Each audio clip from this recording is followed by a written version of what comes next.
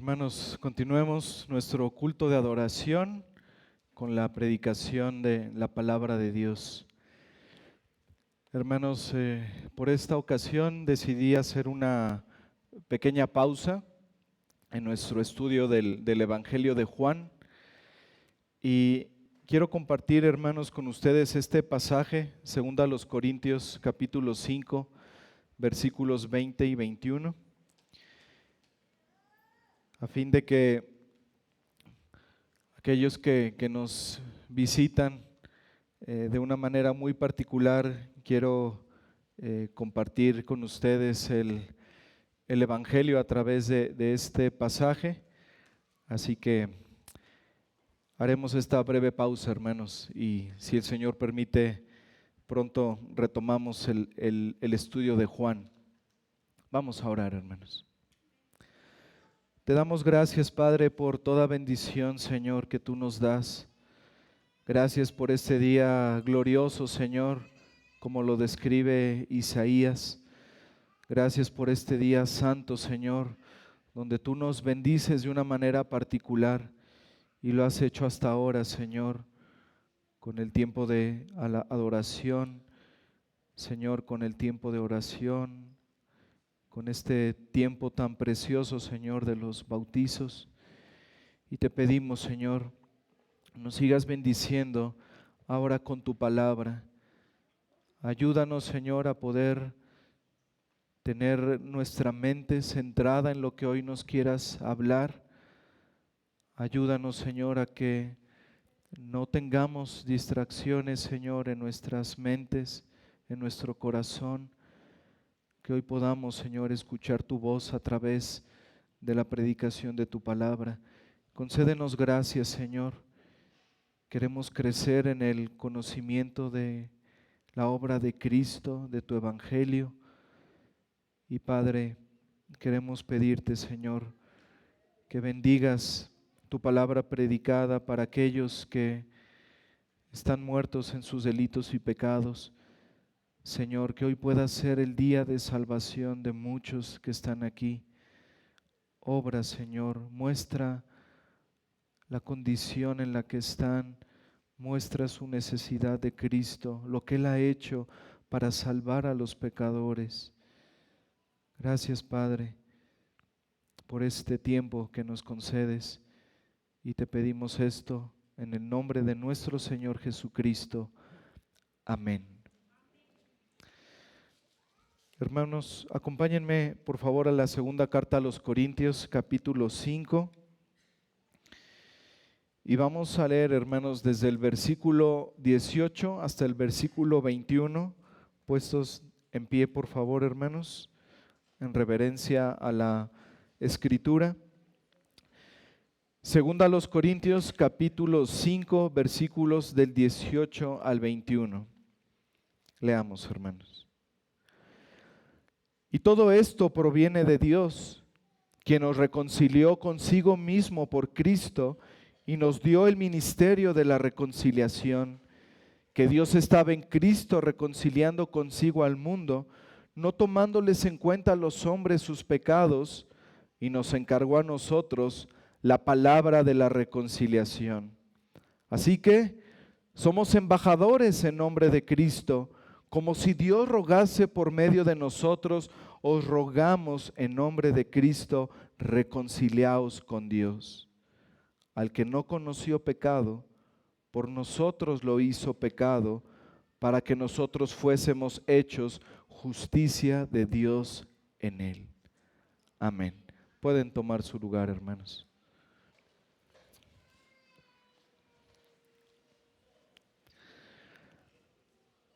Anselmo, uno de los más grandes arzobispos de Canterbury, él escribió un libro que se encuentra entre las obras de teología más influyentes jamás escritas, y esa obra tiene un título en latín, Cur Deus Homo, que significa ¿por qué Dios se hizo hombre?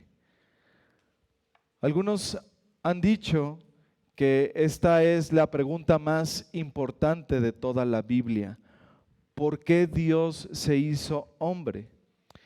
Y Anselmo respondía que Dios hizo hombre en Cristo porque solo una persona que fuera Dios y hombre al mismo tiempo podía lograr nuestra redención, nuestra salvación. Y hermanos, aunque esa es la razón fundamental, hay otras razones para la encarnación.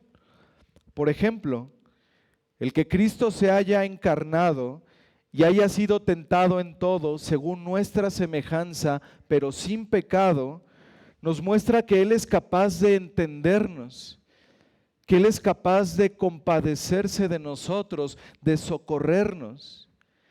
La carta a los Hebreos en el capítulo 4 nos llama a que consideremos esto para que podamos acercarnos confiadamente al trono de la gracia, para que podamos acercarnos con confianza a Dios en oración. La encarnación de Cristo también constituye el ejemplo supremo de cómo debemos vivir en este mundo delante de Dios. Porque Cristo, hermanos, en este mundo vivió una vida de perfecta obediencia a Dios. El apóstol Pedro escribió: Cristo padeció por nosotros, dejándonos ejemplo para seguir sus pisadas. Pero la salvación de los pecadores efectivamente es la causa fundamental de la encarnación. El apóstol Pablo declaró, palabra fiel y digna de ser recibida por todos, que Cristo Jesús vino al mundo para salvar a los pecadores. Primera de Timoteo 1:15. Y hermanos, el apóstol Pablo nos presenta la obra redentora de Cristo de diferentes formas.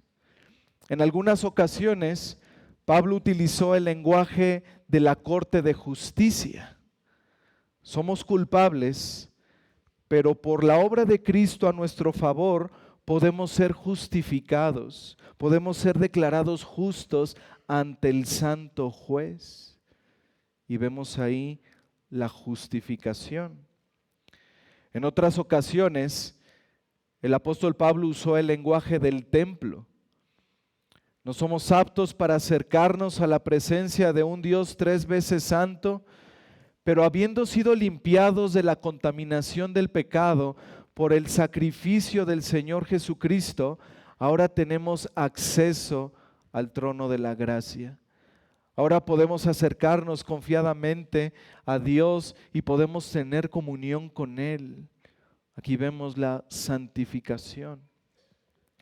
Y a veces el apóstol Pablo empleó el lenguaje del antiguo mercado, donde hombres y mujeres eran esclavizados y puestos a la venta al mejor postor. Y Pablo nos dice que Jesucristo entró en el mercado de esclavos y con su sangre pagó el precio de nuestra redención, de nuestro rescate, y nos liberó de la esclavitud del pecado. Ahí vemos la redención.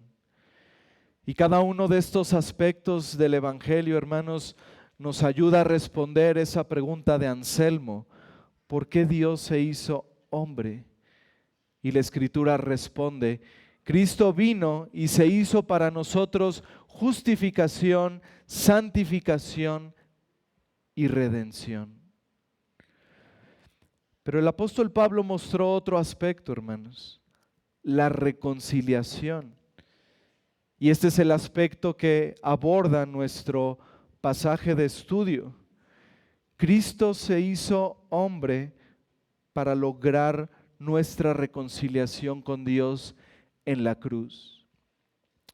Y para entender esto de mejor manera, vamos a dividir nuestro sermón en 2 puntos. En primer lugar, vamos a ver el mayor problema del hombre, el pecado. Y en segundo lugar, vamos a ver el glorioso intercambio. Así que en primer lugar, veamos el mayor problema del hombre, que es su pecado. Acompáñenme por favor al libro de Génesis, en el capítulo 2, Génesis capítulo 2.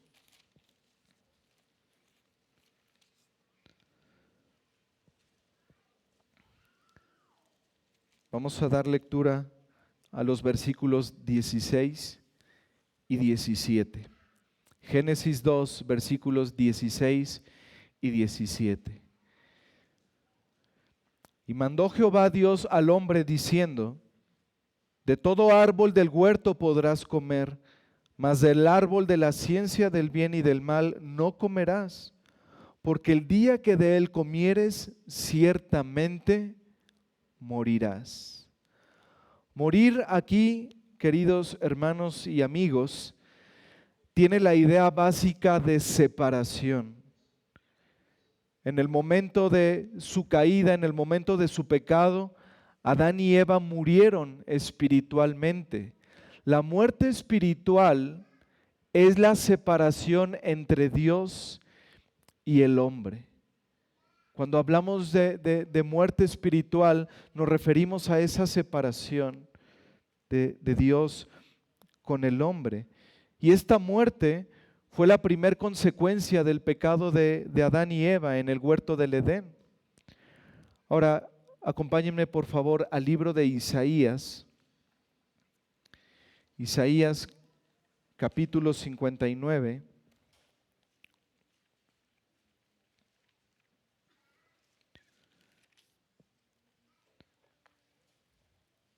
Versículos 1 y 2.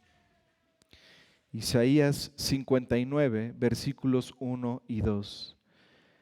He aquí que no se ha cortado la mano de Jehová para salvar, ni se ha agravado su oído para oír, pero vuestras iniquidades han hecho división entre vosotros y vuestro Dios, y vuestros pecados han hecho ocultar de vosotros su rostro para no oír. Dios es santo y no puede tener comunión con el pecado. Por lo tanto, esa desobediencia de Adán provocó la muerte espiritual, es decir, esa división entre Dios y el hombre.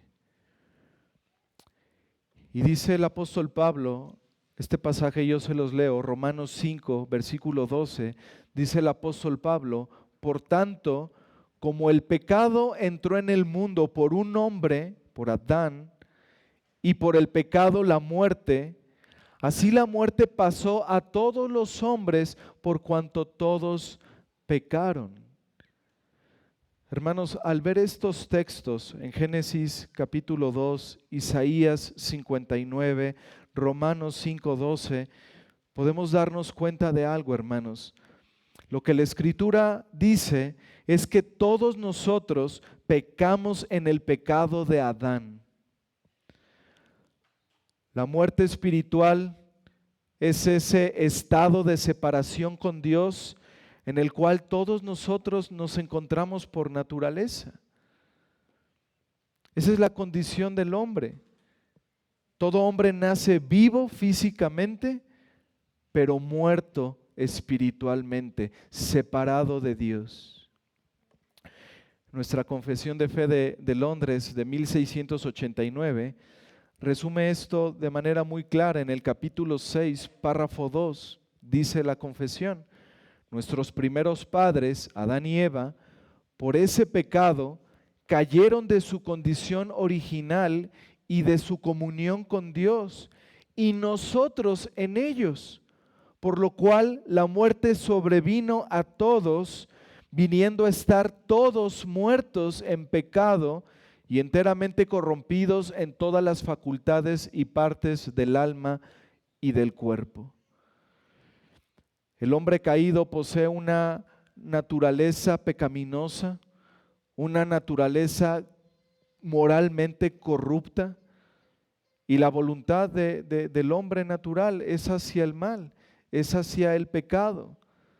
Dice la Escritura que no hay un solo hombre en toda la historia de la humanidad, no hay un solo hombre que haya sido bueno, no hay uno solo que busque a Dios, porque todos nacemos bajo esta condición de pecado y separados de Dios.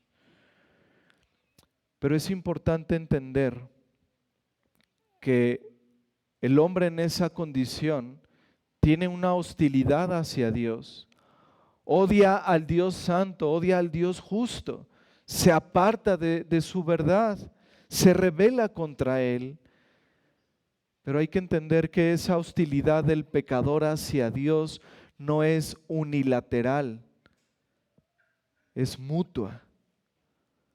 Porque la Escritura claramente enseña que Dios considera al pecador no arrepentido como su enemigo. Y esta es una mala noticia para todos aquellos que no han creído en el Señor Jesucristo, porque tienen a Dios, tienen a su Creador como su enemigo.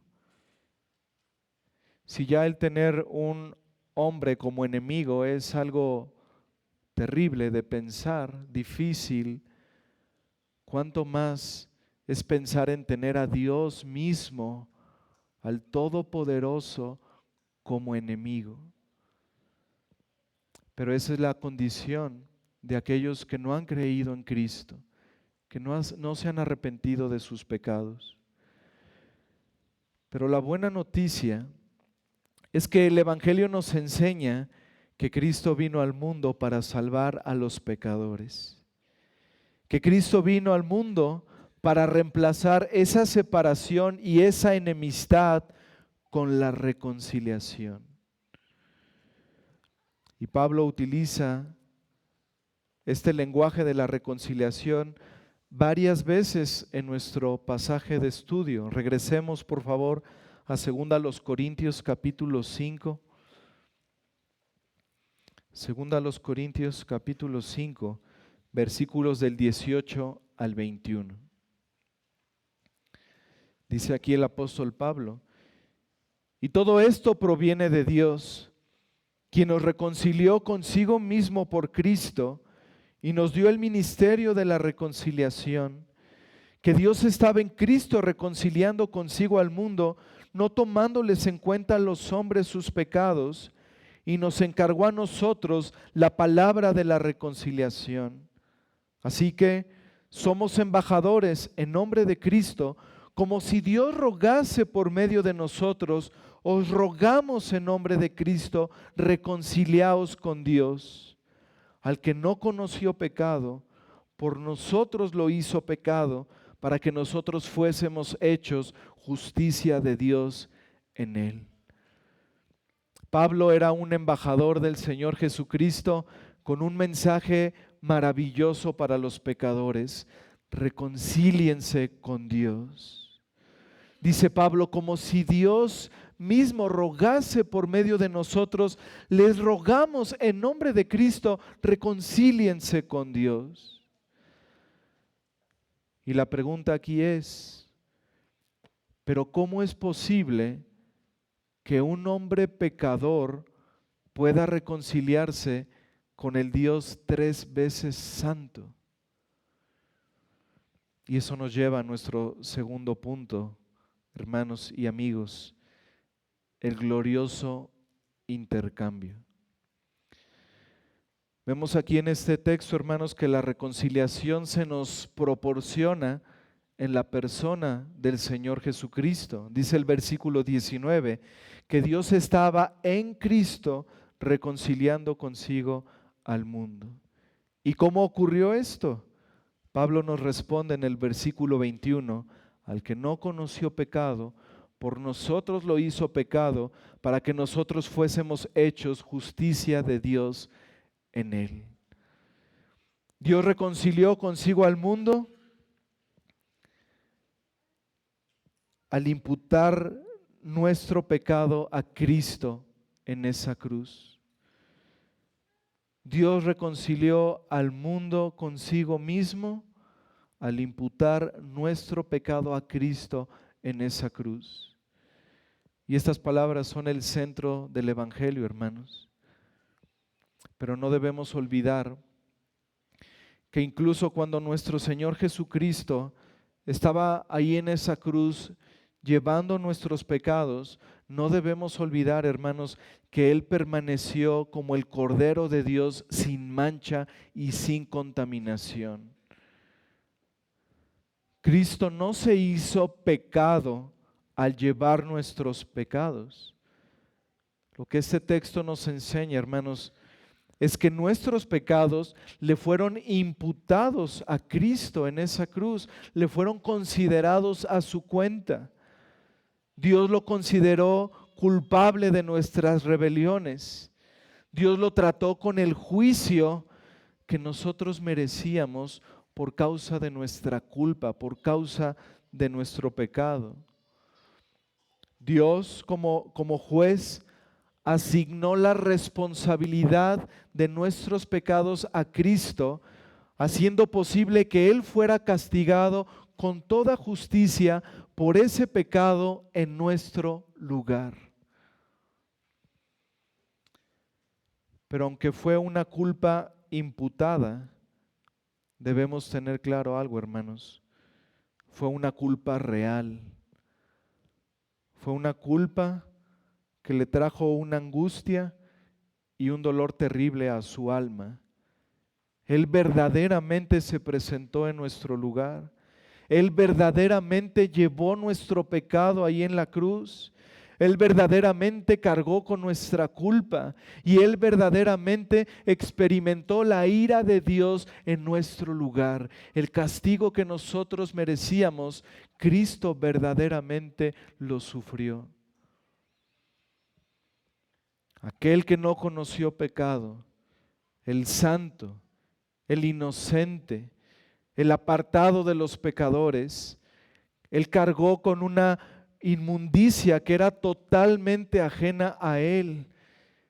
Él cargó con la culpa de una multitud incontable de pecadores. Cristo fue juzgado, fue castigado por su propio Padre.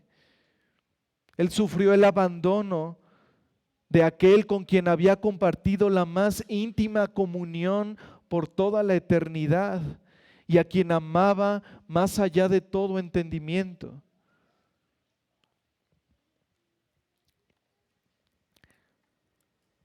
¿Han visto esos tratados, hermanos, evangelísticos, donde hay un esquema y podemos ver una cruz, del otro lado al hombre y en medio un abismo infinito de separación? ¿Han visto esos folletos? Bueno, hay una buena razón por la cual esos folletos se ilustra la condición del hombre, porque es lo que la Escritura dice. Como clamaba el profeta Isaías, nuestras iniquidades han hecho división, han hecho separación entre nosotros y Dios. Pero por esta razón, hermanos, el Hijo de Dios se hizo hombre y se presentó en nuestro lugar en esa cruz. Es esa la razón por la cual cargó con nuestro pecado y fue abandonado por Dios, para que esa brecha de separación se cerrara, para que esa comunión que se perdió en el Edén pudiera ser restaurada. Hermanos, nosotros hemos comenzado la semana pasada con las breves meditaciones del libro de Levítico.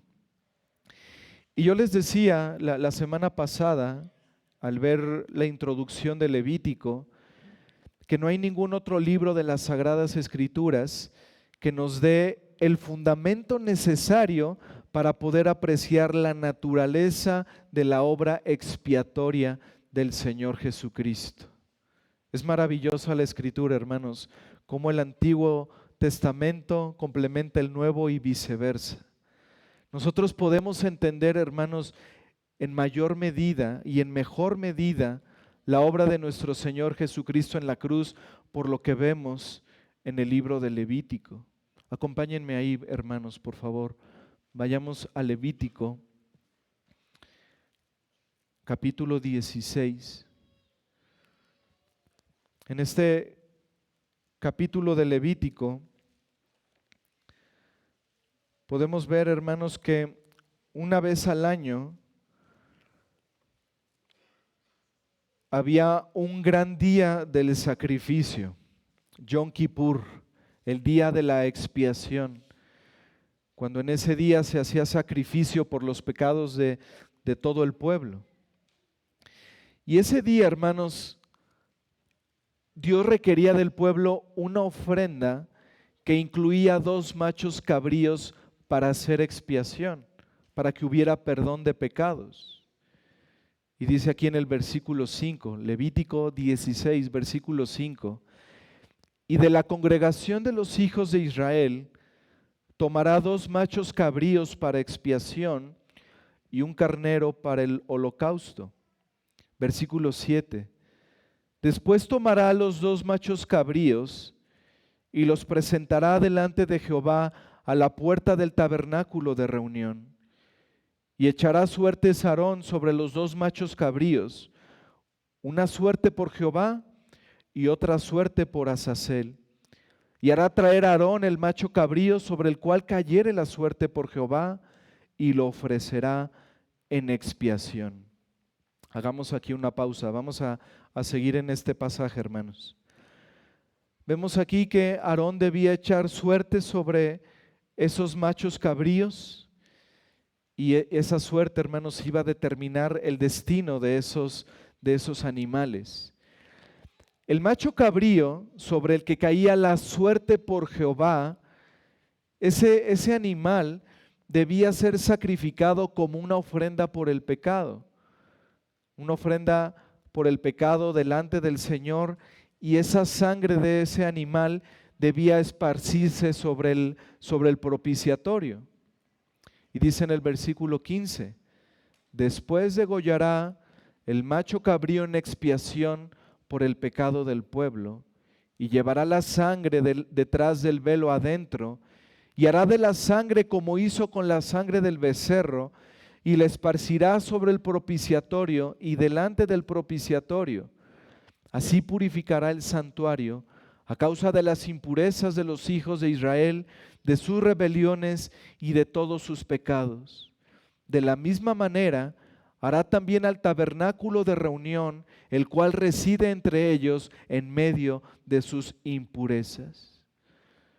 Hermanos, este primer macho cabrío en el que caía la suerte por Jehová, al ser sacrificado, al ser presentado como esa ofrenda por el pecado, ese animal, hermanos, ese sacrificio apuntaba al Señor Jesucristo, apuntaba a aquel quien en su sacrificio en la cruz derramó su sangre para perdonar la rebelión y el pecado de su pueblo.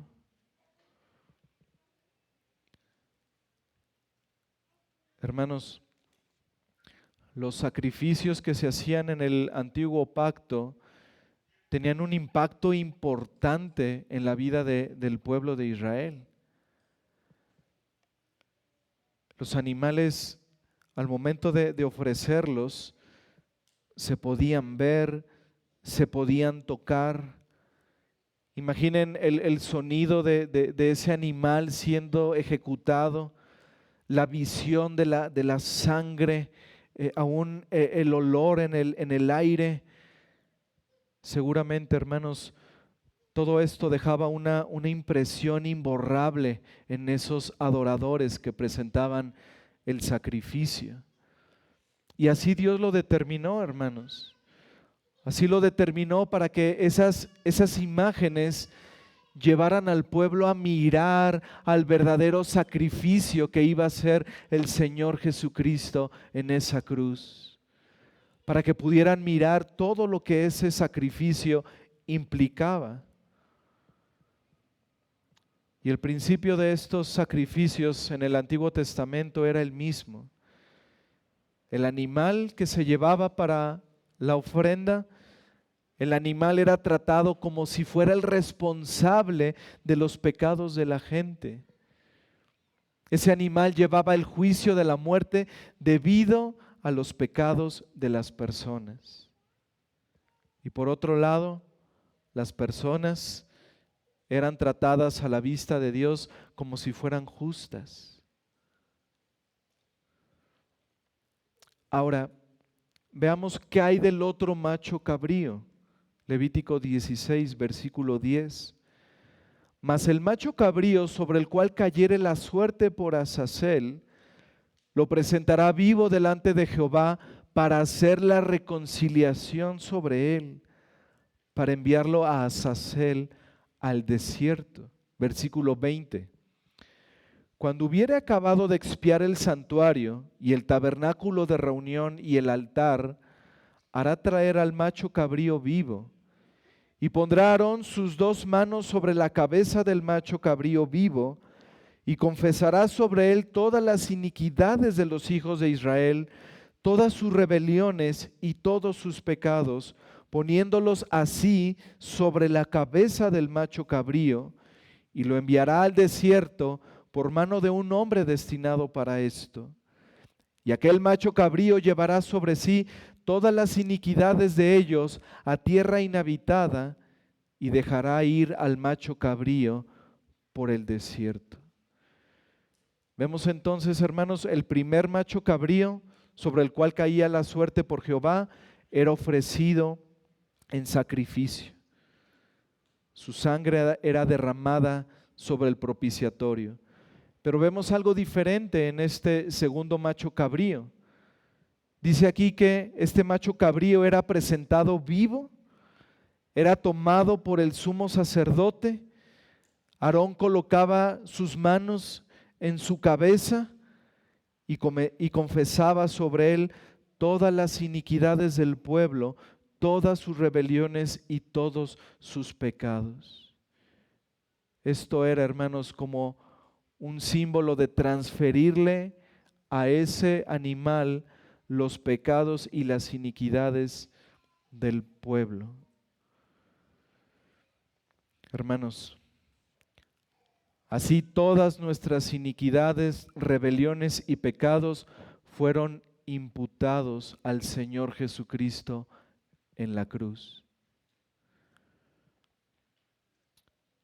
Y dice este pasaje de Levítico que después el sacerdote enviaba al macho cabrío al desierto para que vagara llevando sobre sí todas las iniquidades del pueblo a una tierra inhabitada. Ese macho cabrío vagaría solo, abandonado por Dios y separado del pueblo de Israel. Hermanos, de la misma manera, Cristo fue abandonado por Dios en la cruz y Él llevó lejos de nosotros nuestro pecado, de manera que ya no se acuerda de él. Como dice el salmista, cuanto está lejos el oriente del occidente, hizo alejar de nosotros nuestras rebeliones. Y todo esto te muestra a ti, querido amigo que estás sin Cristo, todo esto te muestra que no puedes obtener la salvación por ti mismo, que no se trata de tus méritos, que no se trata de tus obras, que no se trata de tu fidelidad o de tu servicio a Dios. Se trata completamente de Cristo. Se trata de su sacrificio, de lo que Él hizo y no de lo que tú puedes llegar a hacer. Se trata únicamente de Él. La salvación es un regalo gratuito de gracia de principio a fin. Cristo ya hizo todo, Cristo ya hizo la obra, Cristo hizo ya lo necesario para que tus pecados puedan ser perdonados y para darte como un regalo esa salvación, eso que tanto necesitas. Solo necesitas creer en Él, creer en Cristo. Ahora, hermanos, acompáñenme al primer libro de Samuel, por favor. Primer libro de Samuel, capítulo 1.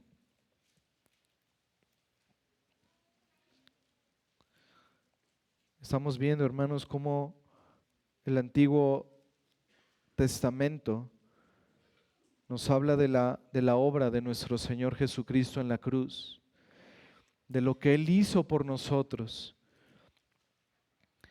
Aquí recordemos en este capítulo 1 de Samuel que Ana estaba afligida porque no podía concebir hijo.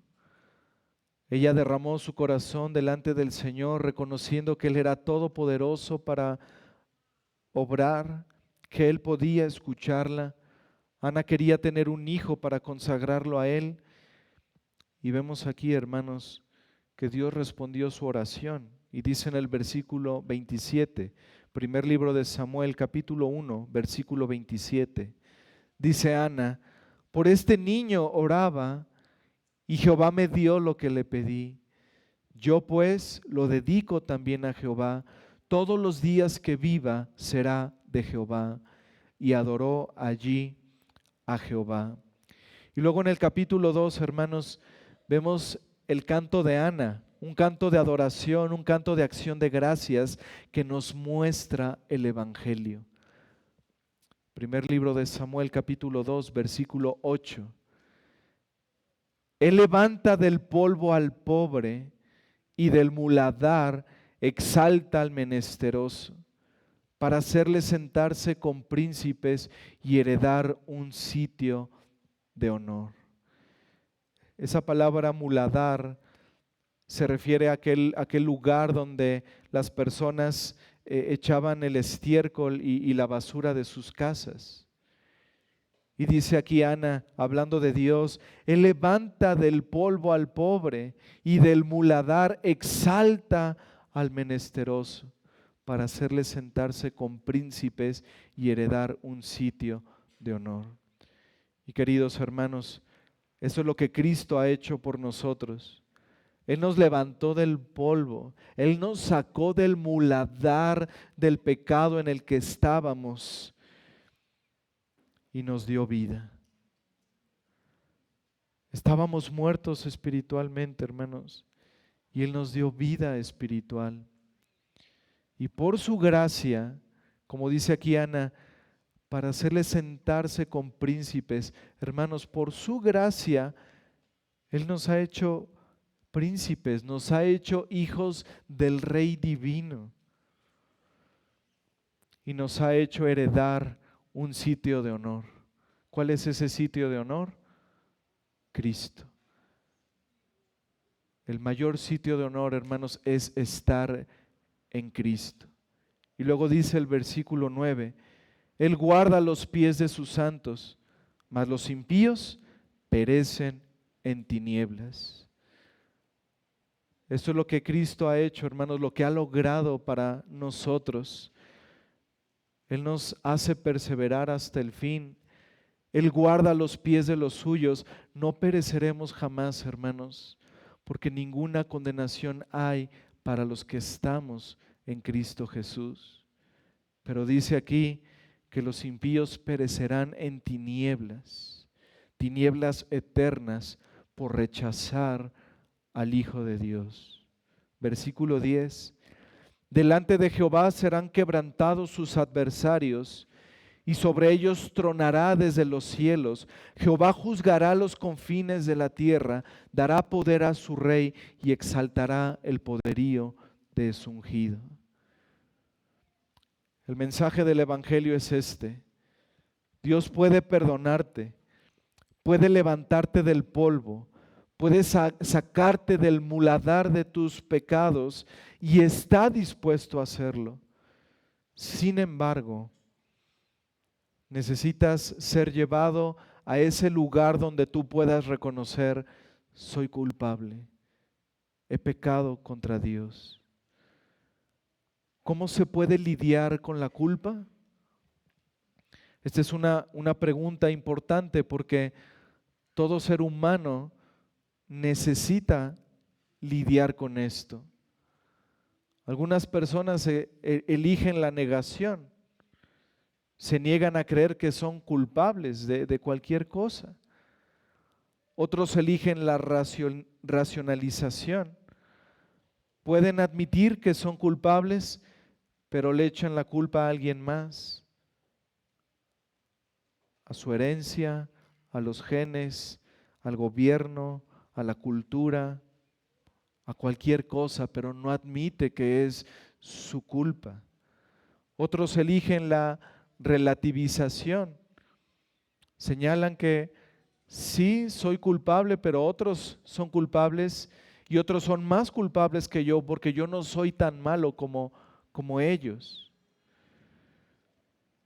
Pero en lugar de negar, culpabilizar o relativizar nuestra culpa, nosotros debemos asumirla, debemos admitirla y debemos confesarla a Dios para recibir su perdón.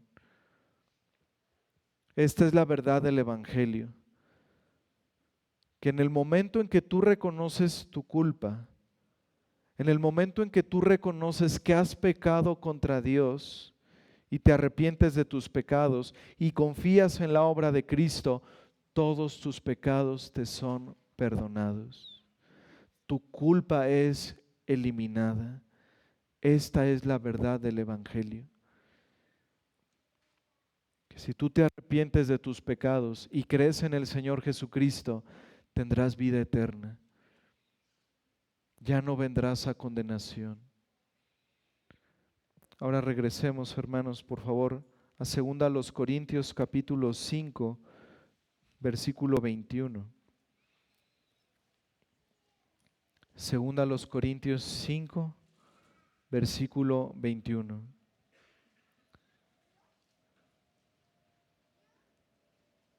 Al que no conoció pecado, por nosotros lo hizo pecado, para que nosotros fuésemos hechos justicia de Dios en él.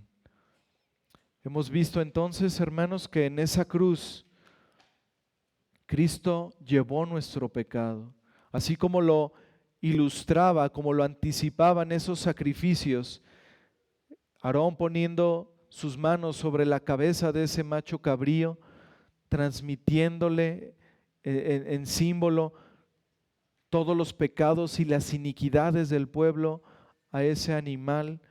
Hemos visto que de la misma manera nuestros pecados fueron imputados al Señor Jesucristo en esa cruz. Pero este versículo, hermanos, nos dice que no solo Dios imputó nuestro pecado a Cristo, sino que también nos imputó a nosotros su perfecta justicia. Es decir, esa justicia de Cristo, hermanos, Dios la consideró como perteneciente a nosotros, como si hubiéramos vivido la vida de perfecta obediencia de Cristo nosotros mismos. De manera que aquellos que confían en Cristo son considerados justos delante de Dios. Esa palabra justificado es un término legal o forense. Ser justificado significa que uno ha sido legalmente declarado justo delante de Dios. No por una virtud o por un mérito propio, sino por la virtud y los méritos del Señor Jesucristo en su vida y en su muerte. En Jesucristo, hermanos, somos tan justos a la vista de Dios como Jesucristo mismo. Así que este es el glorioso intercambio. Jesucristo, que no conoció pecado, fue considerado pecado por nosotros. Y nosotros, que no merecíamos la justicia, hemos sido declarados justos delante de Él.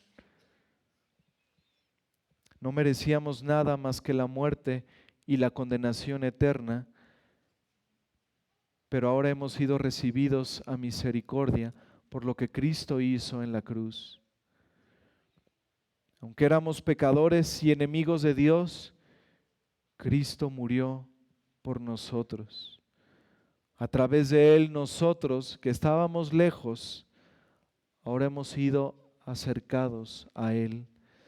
Somos salvos de nuestro pecado, somos reconciliados con Dios y traídos a esa comunión con Él como hijos. Ese es el glorioso intercambio, hermanos. Su muerte para nuestra vida. nuestro pecado puesto en Él y su justicia considerada a nuestra cuenta. Y esa es la manera, hermanos, en que podemos ser reconciliados con Dios. Y no hay otra forma.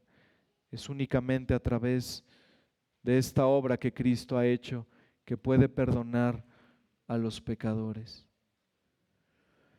¿Qué más podemos desear, hermanos? ¿Qué más podríamos necesitar?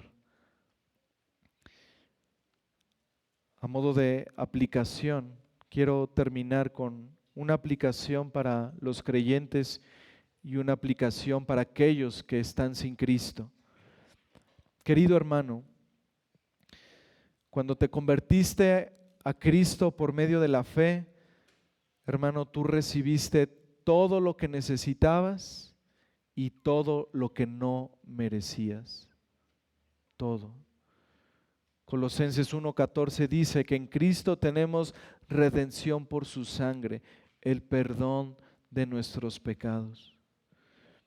Romanos 6:22 dice: mas ahora que habéis sido libertados del pecado y hechos siervos de Dios, tenéis por vuestro fruto la santificación y como fin la vida eterna. Fuimos libertados del pecado, hechos siervos de Dios para poder servirle en santidad, ya sin el yugo de la esclavitud, ya sin el yugo de la ley, ya sin la esclavitud al pecado y al mundo. Hemos sido hechos libres para servir al Señor, como profetizó Zacarías en Lucas capítulo 1, cuando dijo que librados de nuestros enemigos, sin temor les serviríamos en santidad y en justicia delante de Él todos nuestros días.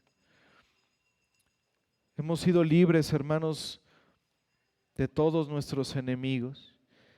En Cristo somos libres, libres de la ira condenatoria de Dios, libres de la culpa del pecado, de la severidad de la ley, de la esclavitud de Satanás, del dominio del pecado, del temor de la muerte. Hermanos, hemos sido hechos libres. ¿Para qué? Para servir a nuestro Dios, para vivir en santidad, para vivir el resto de nuestros días adorando a nuestro Dios y sirviéndole. Pedro dijo al principio de su segunda carta: todas las cosas que pertenecen a la vida y a la piedad nos han sido dadas por su divino poder mediante el conocimiento de aquel que nos llamó por su gloria y excelencia. Hermanos, todo lo tenemos en Él. El Evangelio asegura a todos los que estamos por gracia en Cristo que estamos seguros, que estamos plenos y que estamos completos en Él. Y todo esto, hermanos, por gracia, sin merecerlo. Todo esto por lo que Cristo hizo en esa cruz al llevar nuestro pecado en sus hombros. Todo esto, hermanos, es por gracia. ¿Y qué es lo que se espera de nosotros? Fruto de santificación, una consagración a Dios, que estemos dedicados completamente a Él, hermanos, que le sirvamos a Él. Y esta aplicación es para los no creyentes. El apóstol Pablo, aquí en este pasaje que hemos leído, hace un llamado con un gran sentido de urgencia. Y dice el apóstol Pablo en 2 Corintios 5:20: así que somos embajadores en nombre de Cristo, como si Dios rogase por medio de nosotros, os rogamos en nombre de Cristo, reconciliaos con Dios. En otras palabras, querido amigo, ven a Cristo. Confía en Él, entrégate a Cristo. Tu mayor necesidad es intercambiar tu pecado y tu culpa por el perdón y la vida eterna que solo se encuentran en Cristo. Esa es tu mayor necesidad. Estar reconciliado con Dios. Dejar de tener a Dios como enemigo. Dios ha sido muy paciente contigo, querido amigo. Ha sido paciente contigo hasta el día de hoy y Él te ofrece su salvación. Él te ofrece el perdón de todos tus pecados y la vida eterna si tan solo confías en Él. Y esto es algo que debes considerar con urgencia. No endurezcas tu corazón. Hoy que escuchas la voz de Dios, no endurezcas tu corazón, porque vendrá el día donde Él retirará su oferta y ya no será posible reconciliarte con Él. No lo rechaces cuando Él te hable con su palabra. Todos aquellos que se rinden a Cristo, les perdona completamente, les declara justos y son reconciliados con Él. Así que, amigo, hoy debes considerar estas palabras. Hoy puede ser el día de tu salvación. Quizá mañana sea demasiado tarde, pero hoy las puertas están abiertas. Todavía están abiertas las puertas de par en par para todo aquel que venga a Él en arrepentimiento y fe. Cree en Cristo y serás salvo. Amén. Oremos, hermanos. Padre, gracias, Señor, porque nos has recordado a lo largo de este culto, Señor, tu evangelio, la obra de Cristo. Gracias, Señor, por esos bautizos que vimos, en donde pudimos escuchar el testimonio de nuestros hermanos,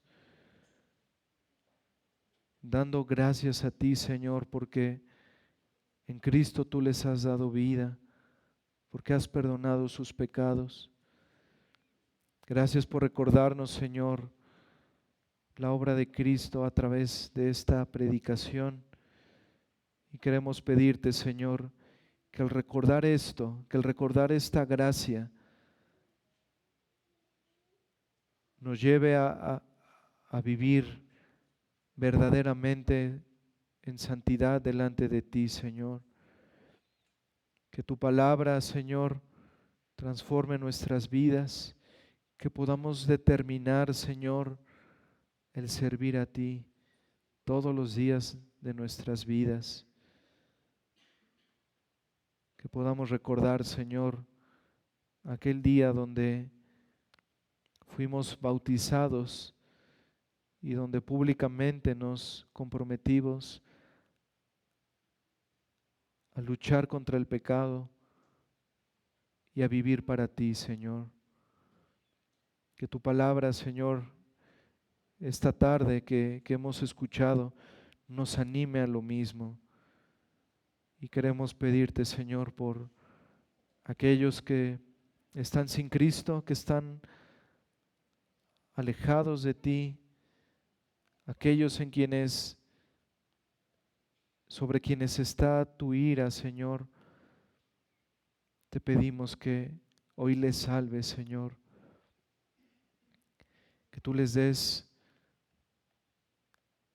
el nuevo nacimiento para que ellos tengan una nueva vida en Cristo y puedan adorarte y puedan servirte, Señor. Obra, Padre, a pesar de las carencias, Señor, al predicar tu palabra, que sea tu palabra, Señor, acompañada de poder de lo alto, transformando la vida de estas personas que están sin Cristo. Muéstrales, Señor, su condición, muéstrales su pecado y muéstrales, Señor, esa única esperanza que tienen en Cristo. Te pedimos, Señor, obre salvación en medio de nosotros, en nuestras familias, en nuestros congregantes que están sin Cristo, en aquellos que nos visitan y que están sin Cristo. obra salvación, Señor, para tu gloria. Te lo pedimos por los méritos de Cristo y en su nombre. Amén.